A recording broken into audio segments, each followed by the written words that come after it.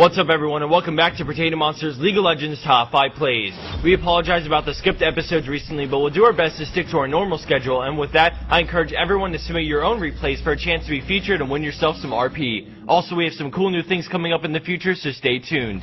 Without further ado, we're going to jump into our number 5 play with Kuza Unsinged, and at the start we see him harass the enemy Lee Sin in lane, but now we see Jarvan coming up through river, so Lee Sin kicks in the tower, and Sonic waves as Jarvan collapses in and Lee Sin ignites. Now we see a Cataclysm to lock him in as Jarvan backs off to let Lee Sin take the kill and catch up, but he flings him out and then quickly dodges Dragon Strike, fleeing to the jungle. They both follow him, but then Lee Sin turns around, but Jarvan continues to chase as he predicts and quickly dodges his EQ combo, and then, well, you know how the saying goes, don't chase the singed.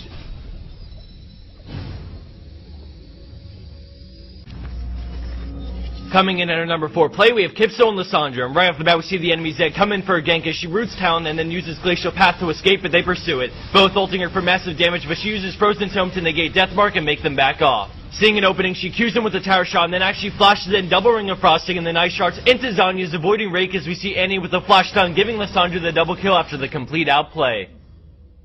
Sticking with the theme of huge outplays, we switch over to the master of them with Springer 2 on Zed. We can see him taunting the Hecarim as Draven takes the tower, and right as it falls, the enemy team collapses on them, but he quickly swaps himself out, avoiding the ult, and then is forced to head into the jungle. With 4 members of the enemy team coming at him, I remind you, he has no wards around him, so what he does is pure instincts and mechanics.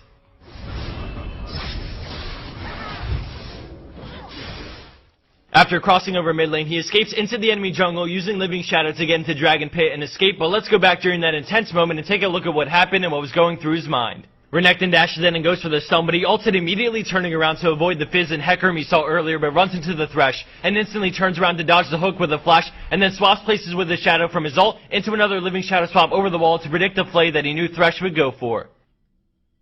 Coming in at our number 2 spot is Is4Lip on Caitlyn that goes from what looks like absolute death to an ace for her team. At the start we see her head into assist Cassin, but he gets out alive and then the enemy team turns to her. Blitz flash hooks her in and then Vayne barely misses the condemn into the wall, allowing her to bury her and flash away, and right before they finish her off, Cassin comes in from the side and lands a huge force pulse as she EQs, grabbing the fadeaway kill on Blitzcrank. As she runs through river, we see Caitlyn Vayne chase her, and then she decides to fight this one out as she puts down a trap and continues to run. Vayne falls for it as Caitlyn quickly EQs straight into her ult, and Vayne can't even do anything about it because of the slow from Caliber Net and the vision from the trap. With 2 enemy players up, she lifesteals off the creeps, and then all of a sudden Work rushes at her, but she kites back with red buff, grabbing her 3rd kill in this play as the friendly Cassin gets Kale, acing the enemy team.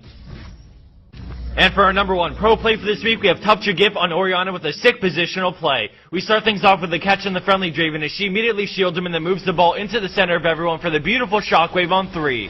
Afterwards, she tries to move her ball but narrowly misses Graves, and then immediately after, she shields Nunu as he channels Absolute Zero. All of a sudden, Darius gets kicked over, and with no shield up, she decides to Q over, speeding both her and Nunu up into the blind command attack for the kill on Darius. They back off knowing it's a 2v4, and then all of a sudden she moves her ball again, hitting all 3 members with her Q, W, and then E as she grabs a double. The Master Yi then dives in on her, but the shield absorbs Alpha Strike and she grabs a triple. After another QW, she picks up the Amumu for the quad as she pursues the Graves with shields for days, eventually scoring the pentakill and ace for her team after a lost team fight. Perfect positioning over the wall to not only support her teammates, but to also deal nice damage, and then great movements of her ball from different origins, including teammates and from various spots on the ground, earn this play the number 1 spot. And for the bonus clip of the week, we have Hero Player on Malphite who battles it out really early in the game and sadly dies. But as the clip plays on, we see something epic happen around the time where Zack's passive procs. Keep in mind how quick respawn timers are at the start of a game. Thanks for watching everyone, and again, we apologize for the missed episodes lately. We've been extremely busy with many things, both personal and things we're working on, and we have some really cool things to release in the near future, so keep your eyes peeled. And again, don't forget to submit your pro plays for a chance to be featured and win yourself some RP if you land the number 1 spot. That's enough out of me. Enjoy the rest of this play, and I'll see you back here soon for week 139 of our top 5 plays.